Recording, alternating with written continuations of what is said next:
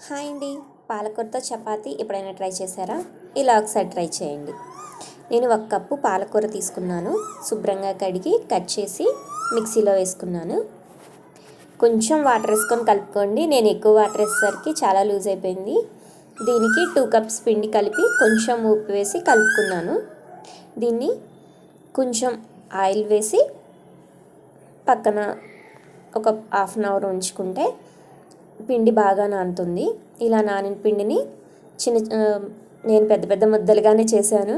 మీరు చిన్న ముద్దలుగానే చేసేసుకోవచ్చు. రెగ్యులర్ చపాతీలాగే పల్చగా చేసుకోవాలి.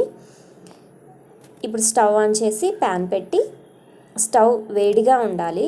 ప్యాన్ బాగా వేడైన తర్వాత చపాతీ వేసి మీడియం ఫ్లేమ్లో కాల్చుకోవాలి. చపాతీలో పాలకూర వేయడం వల్ల స్మెల్ వస్తుంది కాబట్టి మీడియం ఫ్లేమ్లో వేయించుకుంటే లోపల దాకా కంప్లీట్గా ఉడుకుతుంది. అప్పుడు ఎలాంటి స్మెల్ కూడా ఉండదు. దీనికి చట్నీస్ కూడా ఏం అవసరం లేదు. పెరుగు కారంతో కూడా తినేసేయచ్చు. మిక్సీ పట్టుకునేటప్పుడే పచ్చిమిర్చి వేసుకుంటే ఉట్టి పెరుగుతో కూడా చాలా బాగుంటుంది. ఇలా ఒకసారి ట్రై చేయండి.